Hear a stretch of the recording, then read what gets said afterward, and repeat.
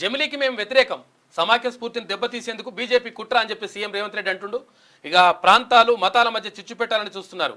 ఆ కుట్రను ఏచూరి స్ఫూర్తితో నిర్వహిద్దామని పిలుపు రవీంద్ర భారతిలో సీతారాం ఏచూరి సంస్మరణ సభకు హాజరైంది. సమాఖ్య స్ఫూర్తిని దెబ్బతీసేందుకు జమిలీ ఎన్నికల ముసుగులో బీజేపీ కుట్ర చేస్తుందని, దేశాన్ని కబలించాలని చూస్తున్నదని సీఎం రేవంత్ రెడ్డి మండిపడ్డారు. రాష్ట్రాల కలయికే దేశమని రాజ్యాంగం స్పష్టంగా నిర్వహించిన రాజకీయ ఆధిపత్యాన్ని చాటుకోవాలని బీజేపీ చూస్తున్నదని దుయ్యబట్టారు. జమిలీ ఎన్నికలకు వ్యతిరేకంగా పోరాడతామని చెప్పారు. శనివారం హైదరాబాద్ రవీంద్ర భారతిలో సిపిఎం నేత సీతారాం ఏచూరి సంస్మరణ సభ జరిగింది. ఈ సభలో సీఎం రేవంత్ మాట్లాడారు. విద్యా హక్కు చట్టం, సమాచార హక్కు చట్టం, అటవీ హక్కుల చట్టం, ఉపాధి హామీ చట్టం వంటి ఎన్నో ప్రజలకు ఉపయోగపడే పథకాలు కార్యక్రమాలను రూపొందించడంలో సీతారాం ఏచూరి క్రియాశీలక పాత్ర పోషించారని తెలిపారు.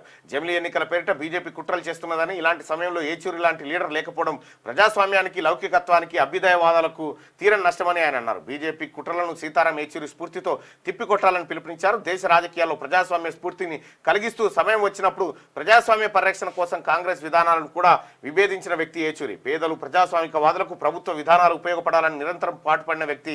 దేశ రాజకీయాల్లో ప్రజాస్వామిక స్ఫూర్తిని రగిలించి పేదల పక్షాన గలం విప్పిన సీతారాం ఏచూరి మృతి తీరని లోటని ముఖ్యమంత్రి అన్నాడు. అయితే ఇక్కడ విద్యా హక్కు చట్టం, సమాచార హక్కు చట్టం, అటవీ హక్కుల చట్టం, ఉపాధి హామీ చట్టం. ఉపాధి హామీ చట్టం ఏ పార్టీ నడుస్తుందో తెలియదు. అటవీ హక్కుల చట్టం అయితే కేసీఆర్ ఉల్లంఘన చేసిండు. విద్యా హక్కు చట్టాన్ని అటు కేసీఆర్ ఇటు మనం ఇద్దరం కలిసి పొందబెట్టినాం. ఆ తర్వాత సమాచార చట్టానికి ఇప్పటిదాకా ఇన్ఫర్మేషనే లేదు. నేను లెటర్ రాస్తేనే ఎమ్మెల్సీకి ఇప్పటిదాకా సమాచారం గతి లేదు.